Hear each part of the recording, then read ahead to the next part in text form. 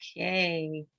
And I'll just stop sharing that. So hello to everyone. We are closing out Tech Remixed, the first edition. So thank you all for making this a success. We are actually live on YouTube right now. So we're just double checking all of our systems to make sure everybody can see us and hear us and all that other good stuff. But I just like to introduce you or allow all of you to give yourselves a round of applause. Give yourselves a round of applause for partaking in this inaugural effort, this amazing effort. It took a lot of work. There was a lot of thought put into this.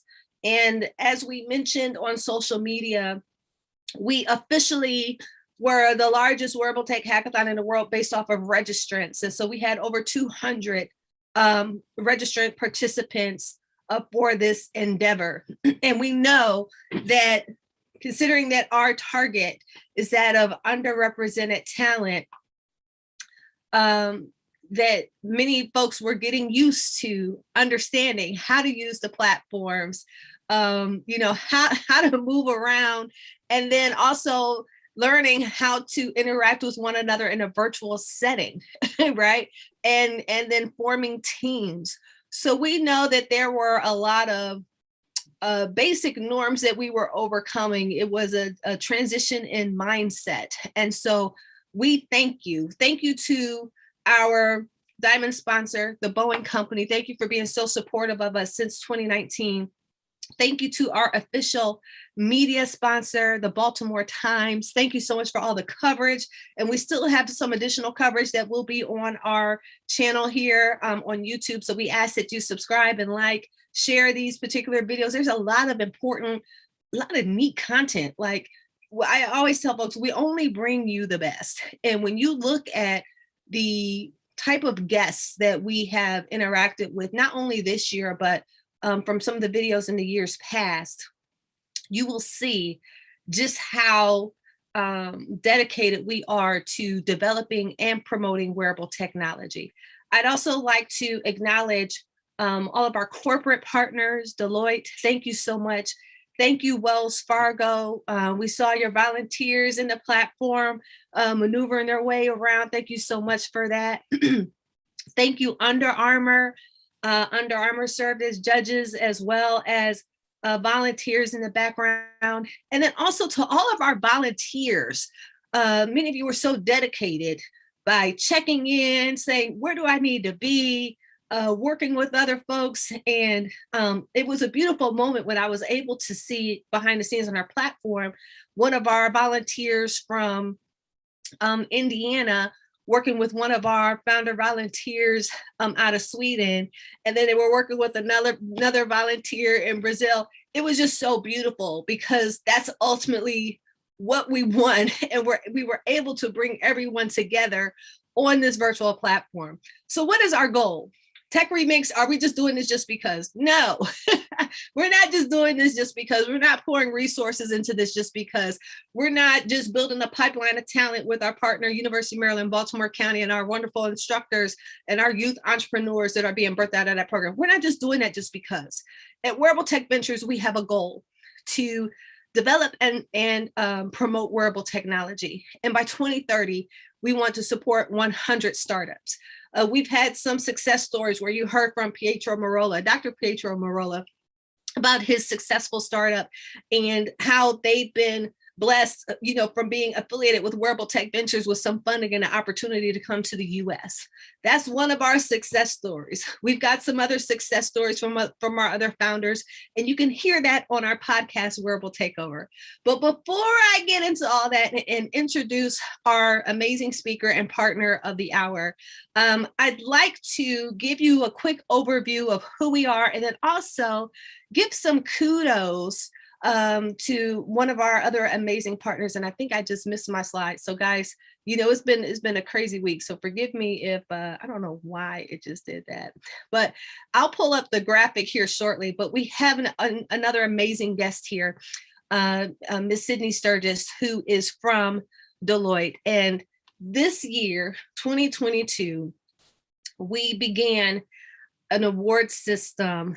And so Miss Sydney Sturgis is the first recipient of the Wearable Tech Ventures Corporate Citizen Award. Round of applause for Miss Sydney Sturgis. That is a big deal. That is a big deal because we work with so many people. We have so many partners. And so Miss Sydney Sturgis has gone above and beyond. No shade to everybody else. We appreciate everything that you did. But she has modeled some of the things that we want to continue to see as we are building this ecosystem in Wearable Tech Ventures. And so, Sydney, thank you so much. Sydney, do you want to say anything about your experience so far? And if you don't want to, that's totally fine. I know I'm putting you on the spot. No, I don't mind. Hello, everyone. So my name is Sydney Sturgis, and I am a senior project manager at Deloitte for the Office of Strategic Initiatives. I know that's a lot, but one of the things that I have a passion for, and I like to incorporate into my journey and just my corporate role, is I love to be involved with technology and bringing especially underrepresented groups into those spaces so that they can excel. And so I met Lakeisha through a leadership conference that we were both involved in, and we just kind of hit it off. And I was like, how can I support this cause? And so we organically had an opportunity that came available at Deloitte for our Impact Day. And she said, here's how you can plug in. So I brought in a list of other professionals, and we helped to engage our leaders so that we could make this event happen. And so we've been involved with with other efforts and just really wanting to drive bringing in underrepresented groups into the wearable space and being able to give them those opportunities they may not have had. So it's a pleasure to be involved with everyone, Lakeisha especially, and just want to help to continue on with the efforts. So thank you for the award. I appreciate it. Thank you so much, Sydney. And I finally found it, so I got it all toggled here. So I'm going to show everyone else. This is the virtual award on our screen. And so we hope to host Sydney this year and bring her to Baltimore so that she can receive her award in person amongst our amazing advisory board. So again, thank you, Sydney, for modeling that. We appreciate you for being our first corporate citizen of the year. And then also to all of our other corporate partners, thank you so much, because there is no way we could have done this without you, especially with this being a young ecosystem. It takes you to help us thrive. It takes you to provide resources so that we can grow and have material and continue to develop curriculum and develop opportunities to develop our founders as leaders so that they can go out and be the success story, so that we can say, Wearable Tech Ventures, our founders raised this much, or their creations, we help to bring them to market. And this is so many people that they've impacted. So I want to thank, all of them. And then also, I cannot forget our partner. Thank you to our partner, the National Institutes of Health, the SEED program. Thank you. We used all of their resources as it relates to introducing everyone at Tech Remix to the CBER programs, as well as to pitch programs, et cetera, to introduce alternative forms of funding, especially for those that may want to introduce some of their creations and work in companionship with the government. So thank you to the NIH. Also, thank you to AAAS, HBCU Making an Innovation Board. And so you can see a list of all of our partners. I don't want to miss anyone, but we just are so incredibly thankful for every piece of media. Also, Technically Media, thank you. One of our sponsors, they made sure that they had that article that went out last weekend so that everyone could know what to expect. And so everyone, you will have the option to receive the newsletter from Technically Media moving forward, so you can stay up to date with tech news. And of course, if you listen to some of our broadcasts yesterday, you can see how we have influenced also the Baltimore Times so that they are incorporating wearable technology into their reporting for the future. So they're building a virtual studio as a result of being impacted by Wearable Tech Ventures. So this is just some of the impacts that we're making. So it's not all in one vein. It doesn't all have to be so scientific, although we love all of our PhDs and postdocs that helped us this week. But we wanted to show you the vast impact that we can make when we all work together. So hopefully you were able to get a snippet of that. If you would like to work with Wearable Tech Ventures in the future, you could do so right now. You could go to wearabletechventures.org. You can sign up to volunteer. If you would like to donate, we'd love that. Go ahead and donate. We're a 501c3. And then if you want to be the lead in your particular corporation to drive funds so that they have a corporate match, you could do that on behalf of Wearable Tech Ventures. So we greatly appreciate that. Now we're going to transition for our closing ceremony. This morning, we spent some time listening to pitches from our students, as well as elevating some of the pitches from some of our adults that were participating in Tech Remix. And the ultimate thing that we want to make sure that we drive home is that it doesn't have to end today. There are resources that you've been made privy to this week that you get to continue to have access to after today on that platform. So you're officially a member on that particular platform, okay, for Tech Remix. But then also there's some steps that perhaps you may have thought of another idea, or perhaps you kind of got into the process a little bit slow and you're like, how do I move forward? I want to introduce you to the Brandon Mason. I have to tell you that I met Brandon a couple of years ago virtually when I was inquiring of SBDC, how could we develop some incubators and accelerators here in Maryland associated with Wearable Tech Ventures. And he told me his story about his founder journey, which I absolutely love. So I'm not going to steal his thunder, but I want to make sure that even if you are not in Maryland, please see if you can locate your local SBDC office. There are so many amazing resources that I had no clue about until I met Brandon, as well as his counterpart, Wynn. Thank you, Wynn. We so appreciate you down there in Southern Maryland. There are so many resources that are available, and I don't think many people know about this. So some of you might be saying, hey, I want to get started, but I have no funding. I know you told me about this other funding available, but perhaps I need traction to get there. This is where you want to start then, right here with Brandon Mason. So I'm going to turn it over to Brandon. The rest of us will just turn off our cameras so that they can only focus on him.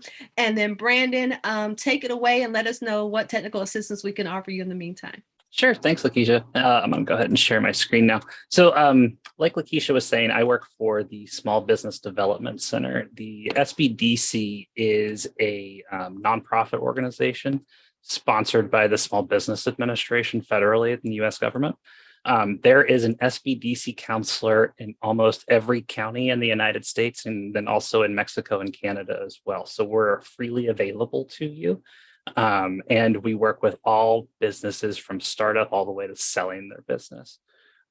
So to give you a little bit of background of myself, I'm the co-founder and former CEO of IB3 Global Solutions. I'm a former program manager at Oak Ridge National Laboratory in Global Nuclear Security. And while I was there, we spun out some wearable tech or potential wearable tech, which ended up resulting in us starting a government contracting company, which ended up being more successful than the wearable tech company. And after selling that business about 8 years ago, I've been working with SBDC since, and since then I've assisted about over 100 companies successfully through startup at this point. So there's a lot of experience that I can help you through that process, and I can kind of help guide you through that as well. Now, I handle most of the technology businesses in Maryland, but I do have a counterpart, like I said, in every county. So we can connect you with a lot of resources. And I want to make sure that you guys know what's available and out there. There are a lot of places around the United States and around the world that are very, very resource rich that you can tap into. So the SBDC has 22 locations throughout Maryland. We're affiliated with the University of Maryland, Frostburg State University, Salisbury University, the College of Southern Maryland, and Carroll Community College. We work closely with Morgan State, Bowie State, and the University of Maryland Eastern Shore. We have lots and lots of training workshops and seminars. Right now, all of those seminars and trainings are completely free on our website, including live training as well as asynchronous training if you're looking for something sort of in the pack. And then we also offer free confidential one-on-one business consulting. So if you want to set up a meeting with a business consultant, you can set up a meeting through our website, marylandsbdc.org, and meet with your own local counselor. They can connect you to all kinds of different resources as well as help you with your business. Sometimes one of the best things that you can have is an independent third party giving you a straight answer about your business. Because a lot of times you'll go to friends or family or things like that, and it's going to be a little bit tainted, right? They're not going to tell you, hey, maybe you're wasting your time all that much. But it's really important for you to have that independent exposure when you're starting out, so you're not wasting a lot of time. Because one of the things that we find a lot is that you can spend a lot of time and money and not get anywhere. It's very, very easy to do that. And the best way to get out of that is by sort of planning together and figuring out what you don't know and where you need assistance. And the SBDC is a really, really good place to do that.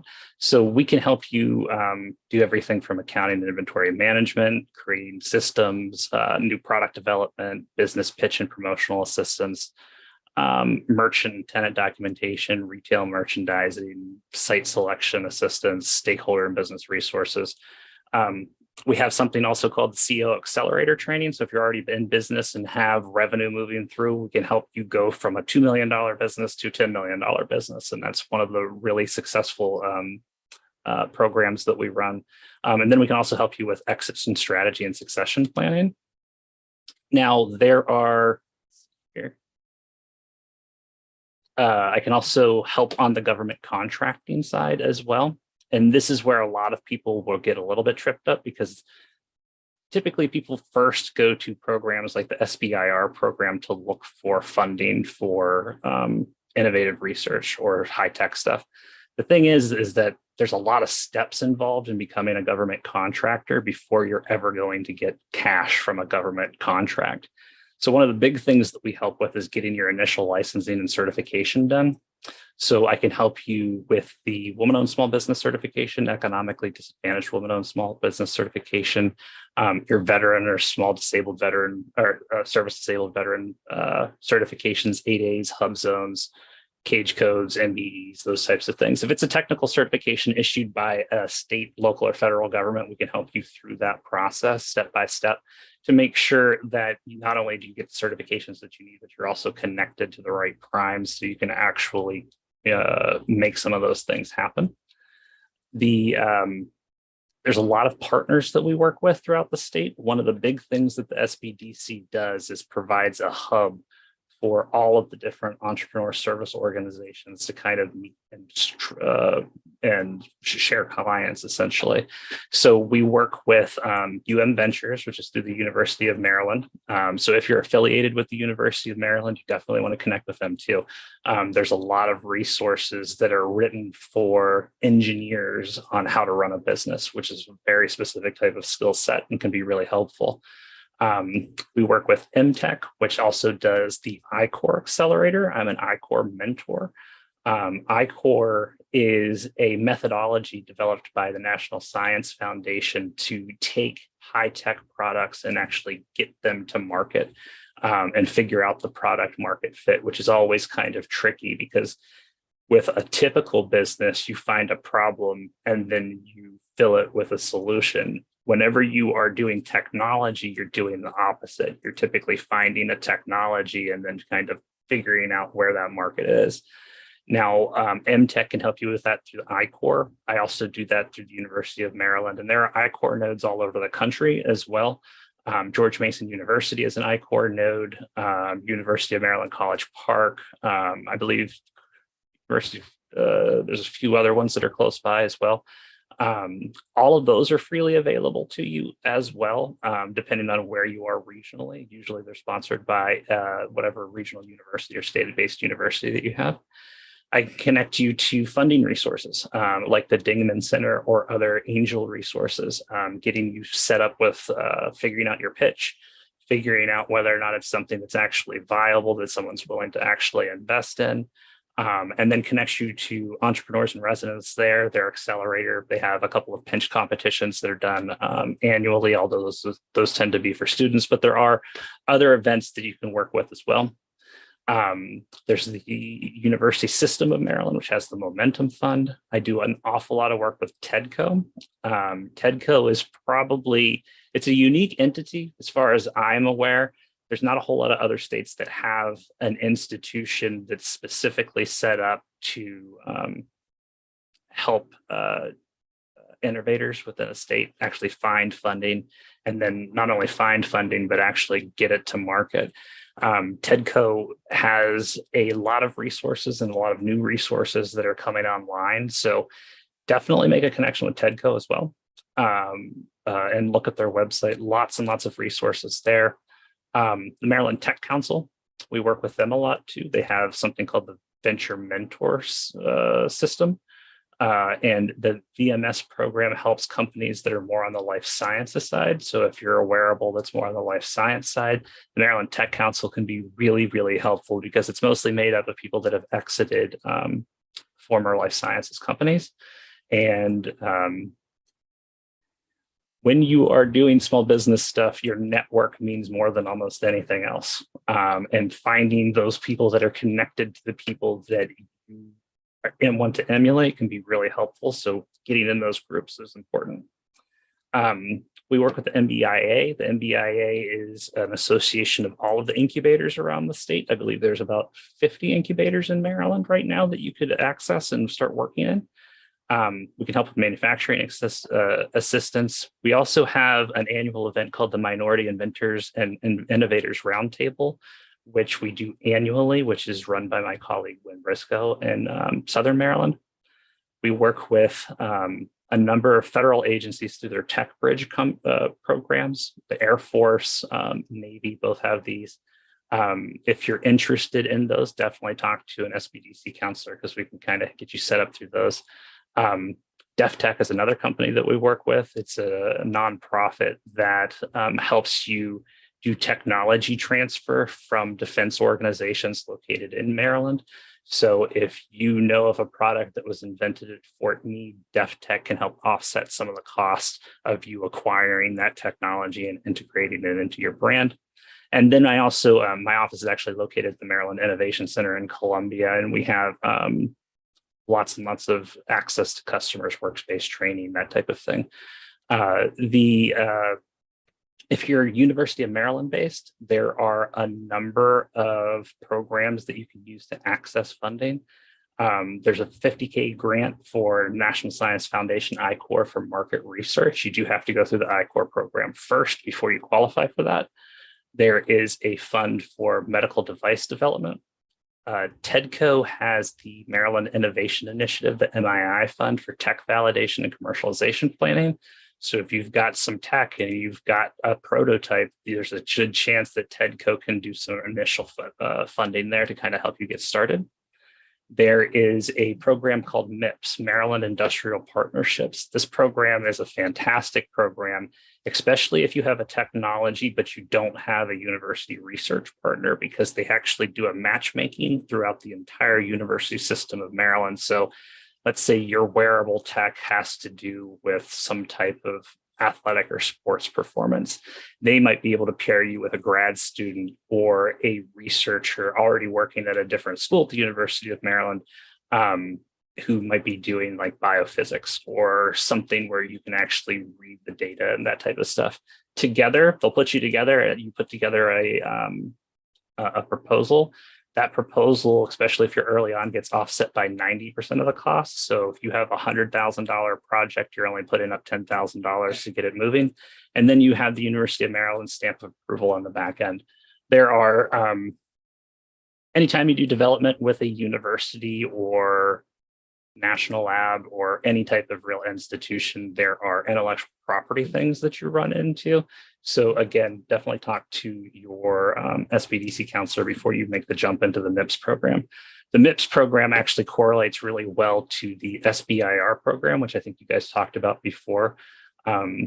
The SBDC, in conjunction with TEDCO, runs a 6-week cohort to help you through that first SBIR process, because it is a much, much heavier lift than most people expect. It's not an easy proposal to write, but it's also very, very similar to the MIPS proposal. So you can save a lot of time by combining the two of those together. There's the Maryland Momentum Fund, which does early stage first step investments in Maryland-based businesses. And then there's the Chesapeake Bay Seed Capital Fund that you can also tap into. Now, MIPS, like I had mentioned, is mostly on the research and development side. I usually tell people that anytime you're working with like a university or an institution, it's usually best to make sure that that project you're working on with them doesn't result in intellectual property falling out of it. Because like in this case, like if you invent something with the University of Maryland is going to have assignment rights to it typically. These programs are best to prove your point, right? So instead of having the University of Maryland develop the algorithm to make your wearable tech work, have the University of Maryland prove that your algorithm works, right? Because then you can use that in your marketing and say, hey, the University of Maryland says that we have an XYZ efficiency rate of whatever. That's really where you get a lot of value out of programs like this that do that independent third-party valuation. When you start mixing in sort of sharing property and things like that, anytime you share intellectual property with a university, it can kind of be a real downstage or downline issue for like VCs and things like that, because essentially you're committing to sharing part of your gross revenues in those types of situations. Again, that can be a little bit tricky, but there is assistance throughout the state to help you with that. We also have the Chesapeake Bay Seed Capital Fund. It's dilutive equity, it's Series A. So if you've got some sales, you've got some growth, things are kind of moving along, you're ready to come out of stealth mode, this is a good place that we can also look at too. And I can connect you with Jolene, who we work with a lot. The Maryland Momentum Fund is dilutive equity. This is usually sort of the big one. Claire is great to work with, can connect you to a lot of different people. The big thing I tell people about the Maryland Momentum Fund is by the time you have time to get in front of Claire, there are so many filters in place in terms of, you have to have the pitch done, you have to have the business plan done, you have to have the modeling done, you have to have all of the financial models run, all of that kind of stuff has to be done before you meet with Claire. She doesn't see bad proposals ever, right? Because just the natural process filters that out. And that's one thing you should also remember about VCs is they rarely see really bad business plans because just the things you have to put together to get through the door typically can knock out 95% of businesses. So making sure that you have all of your stuff together, really, really super important. And Claire is a really good place to go to as well because Maryland is committed to taking that first step investment in Maryland-based businesses. And that first investment is by far always the hardest to get. If you can get the state of Maryland to step in, then you can end up finding other VCs also to kind of step in, depending on what your trajectory is and what you're doing. I had mentioned iCore. iCore is a 6-week course, National Science Foundation developed. If you are doing wearable tech and you have a tech idea, you should go through the iCore process. You can either go through it formally with a university node, or it was developed open source. So if you just Google National Science Foundation iCore syllabus, it'll tell you all of the stuff that we typically do with the process. It is best to go through the process with an instructor, but you don't necessarily have to. The steps are all there and they're all available for you. And it really incorporates evidence-based entrepreneurship. So it's not about finding out what your gut feeling is on this tech. It's about figuring out who's actually going to purchase and sell it and whether or not they're going to buy it from you. And if you can nail that down, that can go a really long way to actually helping you win SBIRs as well as MIPS proposals. and other types of grants as well. I have seen a lot of SBIRs come back with feedback from the government saying that the I-Corps process, was a huge plus for the potential project, as opposed to other companies that don't go through this process, because it teaches you commercialization and how manufacturing commercialization is actually done, as opposed to sort of the textbook version of the way it should be done. So we do a lot of collaboration, like I said, with a lot of different entrepreneur resources around the state. We have mentorship partners with a lot of different things: MIPS, MTC, I-Corps, TEDCO.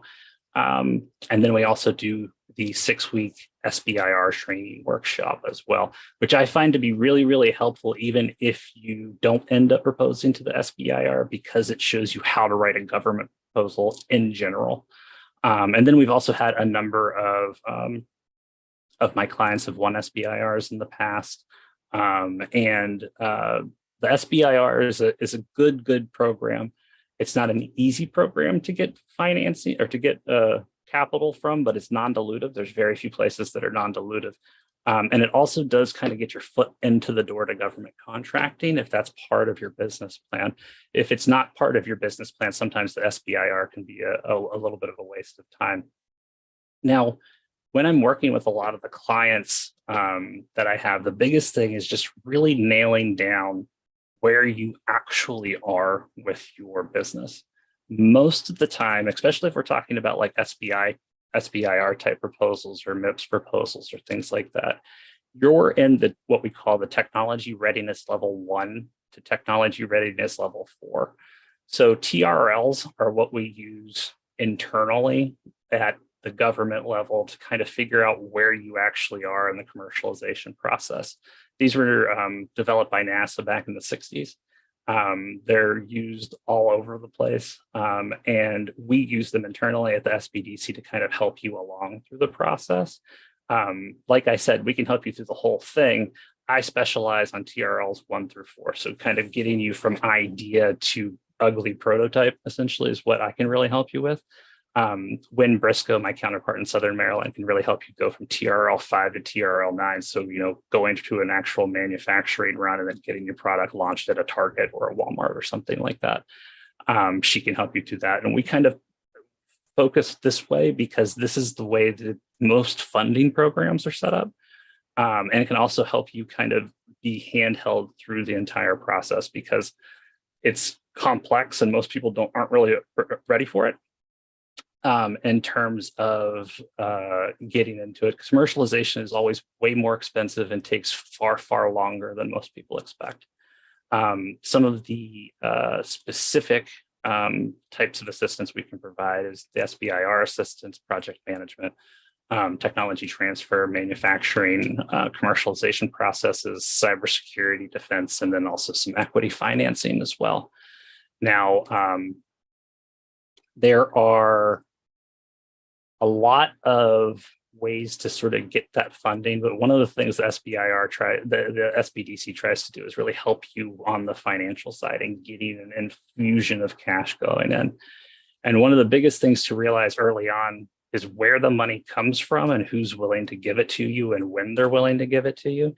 Because a lot of times you'll ask for money so far ahead of when you actually need it that you're not going to be taken seriously.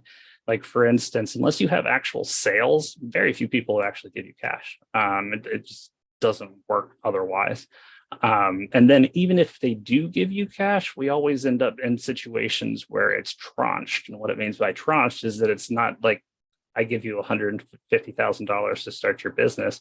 I'm going to commit to give you $150,000, and you're going to give me a list of milestones, tasks, and deliverables, and I'm going to unlock that money when you accomplish those goals. It's not something where I'm getting a whole bunch of money all at once. Now, the big thing to remember too is that certain sizes of different places will look at different things. Like VCs typically aren't looking at anything less than $100 million platform. Angel groups can be in the $10 to $100 million range. And if you are running like a real product company where we're not talking like trying to go huge startup type stuff and you're looking at like a real business, that has assets and such, you can be looking at more traditional things like commercial banks, SBA, guaranteed loans, that type of stuff, revolving loan funds.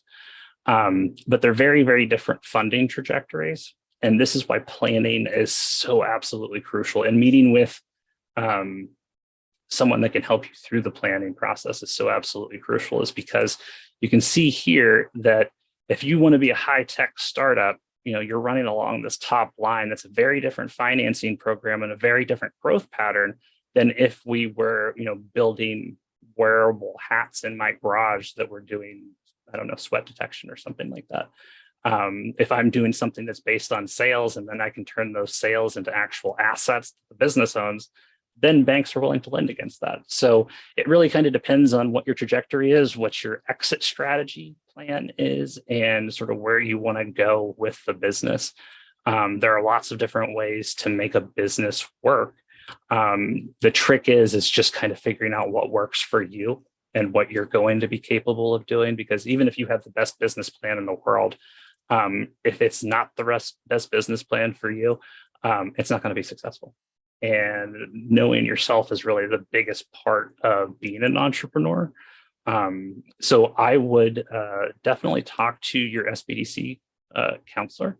They can provide a lot of local assistance as well as a lot of local contacts, and can connect you into a number of different entrepreneur resources. One of the biggest things that we have in Maryland right now is called the Maryland Entrepreneur Hub. It is from a client company of mine called EcoMap. What they do is they essentially use AI to find all of the different entrepreneur service organizations, events, and resources that are out there throughout the state. And you can plug in a little bit of information about your business, and it will tell you all the different support organizations that are available to you. Maryland is a very, very resource-rich state when it comes to supporting entrepreneurs. So there are a lot, and it can be a little bit overwhelming. So using something like this can be incredibly helpful to narrow down and make your time worth as much as possible, which is really the biggest thing that you want to do. Where when you're a really small startup, especially in a space that is new, there's going to be a lot of people that are willing to help you, but there's not going to be a whole lot of people that are going to be willing to give you money to help you.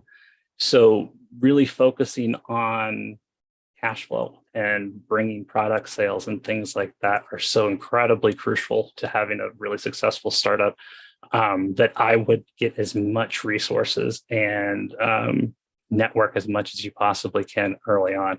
And if you don't have that business experience, networking is one of the best ways for you to kind of grow that experience. There are a number of programs that actually will set you up with people that have exited businesses in the past. TEDCO has a program that does that specifically, where they can help you with that. But our sister agency, SCORE, will actually help you.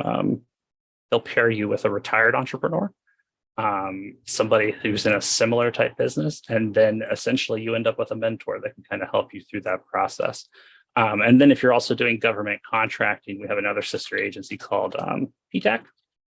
And Maryland PTAC, beyond what I can do in terms of helping you set up for the certifications, they can also kind of help you with finding primes, as well as a lot of specific training on writing a proposal and being responsive to a government proposal, which is not a particularly easy thing to do. And if there are any questions, I'd be happy to answer some questions for you. Like I said, there are a lot of resources out there for you. Your SBDC consultant usually is the best hub for finding those resources, and then also utilizing them in a way that's not going to waste your time, which is really the thing you have to think about more than anything else when you're running a business. Is, am I wasting my time doing this, or is there a way that I can go out and make sales? The more former entrepreneurs and people that you can surround yourself with that can help you, the better off you're going to be. And just realize that you don't know everything and your mentors don't know everything. So you need to have more than one. Like I said, I'd be happy to answer any questions that you may have. And I'll go ahead and send these resources to Lakeisha too, as well. Thank you, Brandon. Bravo, Sure. bravo, bravo. Thanks. I love how you always cut to it, cut the chase and get to it straight. And folks, Brandon told you a lot of things that most other people, most other investors will not tell you, right? So he said, monitor your time. And people are more willing to give you some time in the beginning before they give you money. And so the main thing is, and you'll often hear me say, traction is what one of my mentors, who is a VC, harps on. Traction, traction, traction, traction is important. I am one of the mentors for the Dingman Center, which was one of the resources that was listed there.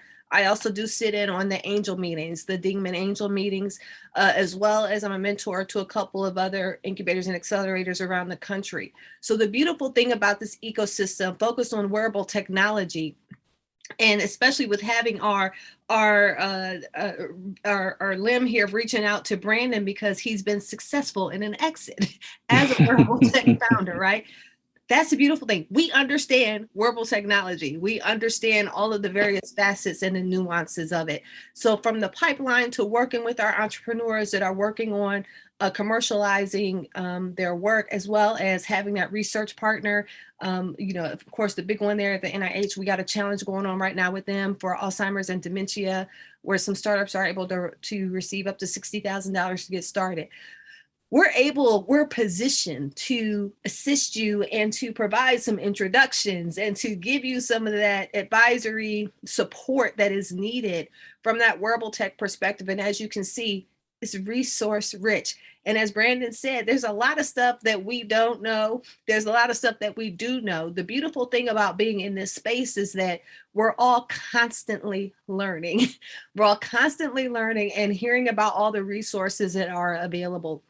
So Brandon, I don't see any questions on this side. I'm double checking, but we are definitely sending folks over to you. So again, people, you have no excuse as far as how to get started. You can't say, oh, I emailed Wearable Tech Ventures and they didn't say anything. We're going to say, did you look at the Tech Remix resources? Go to step one. We want to see if you have some initiative. I mean, just being point blank honest, we want to see if you're showing some initiative.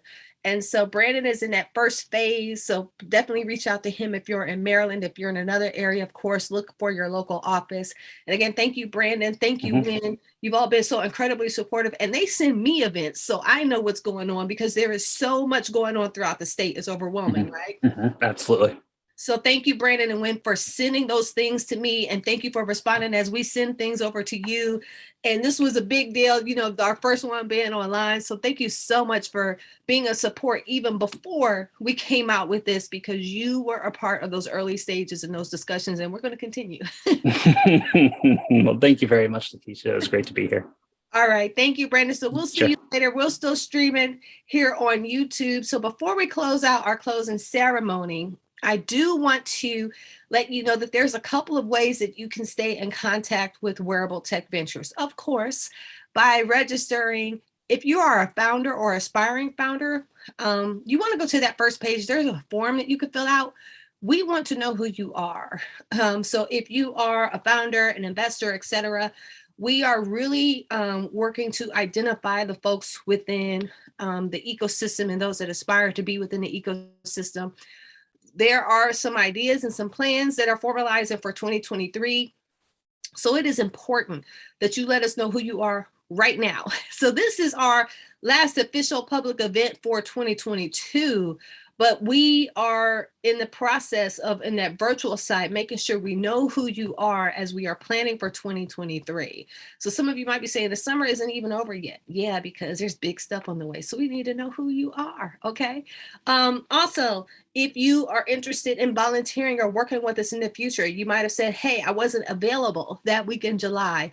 I saw some of that work there. I would love to be a part of it. Make sure you go to our website, wearabletechventures.org. Register as a volunteer and let us know what you would like to do. If you're someone that says, hey, I want to invest, or I want to be one of the first people to see these startups as they're raising their rounds, let us know. Just contact us. wearabletechventures.org. I do want to share another resource, and I actually did have a video, and for some reason it's not working right now, but that's okay.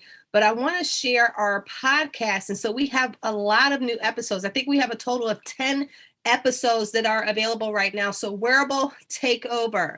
It is the official podcast show where we highlight everyone within the wearable tech ecosystem, from our founders to our partners. So there's some really cool stories. And I love it because we show the human side of all of the folks that are involved. So you want to listen to the stories of those folks that actually one of our startups in Sweden. So they had to deal with having their product copied in China, right? And how did they overcome that to where they've been gaining amazing traction in their sales?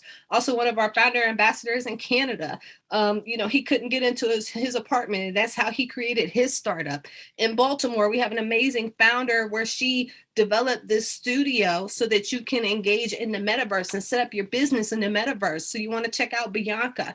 Of course, we have Pietro. So he's talking about his Xer games and all of the work that they're doing there within the virtual reality world.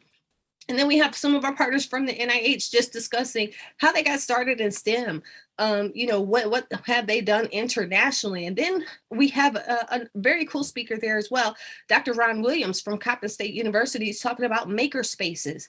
And that way you can understand some of these terminologies that are used in these conversations that we use here at Wearable Tech Ventures, understand how maker spaces align with wearable technology. Some of our students actually had that up close experience with talking with some of our technical presenters. And by the way, thank you again, technical presenters, some of our PhDs and postdocs that were discussing the concept of the 3D machines and how you can develop products within those 3D printer machines and turn it into wearable technology. So that's why that episode is also important in our support with HBCUs. So I encourage you to do a couple of things. I'm going to give you a list of to-dos. So number one, make sure you go to wearabletechventures.org. Make sure you subscribe to the website.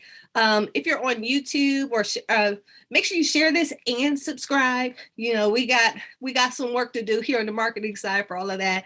So make sure you're subscribing to that. On social media, like us on LinkedIn, follow the Wearable Tech Ventures page on LinkedIn. If you're on Instagram and Facebook, like and follow the Wearable Tech Ventures page, okay? We want to make sure that we're communicating with you and keeping you up to date, because there's a lot in store, but you got to help us help you and subscribe. And again, numbers matter. So we know the registration on the back end, but we also need to show that on the social media side and all of our other public portals. And then lastly, I want you to pick up your phone right now, go to your podcast section, look for Wearable Takeover, and subscribe to Wearable Takeover. This is an amazing portal that was developed in support of the wearable tech ecosystem, highlighting, again, a lot of these folks and their stories. And so if you have missed out on any of the content that we've shared, please go to our YouTube channel and just make a point on your calendar to say, all right, I'm going to maybe use my Mondays to engage with Wearable Tech Ventures. And you determine if you're going to do that on YouTube with one of our restreams or with our podcast. So designate some time, because there is so much to take in, so much to digest. I know it felt like for many of you, you may have been drinking from a fire hose, but a lot of times that's what it is. But you are in the best place. As I mentioned before, the world is in transition, constantly transitioning. And this is an amazing sector to focus on, whether you want to incorporate wearable technology into your current business, whether you want to build some skill sets to join a team or a startup, whether you want to learn more and invest in this particular sector. This is a sector I would say focus on. I'm highly passionate about it as a leader, but I'm so grateful for everyone that's here. And if you can just even see all the folks that were involved, they're interested in learning more. They're interested in seeing where we could take this thing, okay? So ultimately, I say we are the model for tech. We are demonstrating what tech should look like. It's beautiful when we all come together and we create resources that all of us can use that solves everyday problems. So we are about to sign off for Tech Remix. And again, I just want to thank all of our sponsors, all of our partners, the Boeing Company, the Baltimore Times, Technically Media, Under Armour, Deloitte, Wells Fargo, NIHC, UMBC, Rap Snacks. Am I missing some? And I might be, and it's not on purpose. But thank you to all of our partners. Please make sure you look at all of our partners, visit their websites as well, support them. And we are signing off for Tech Remix 2022. Hopefully you'll join us in the future, but you got to follow all of those other instructions I gave you before, so you'll know first when we are ready to launch for 2023. Bye guys, enjoy your summer. Bye. No, stay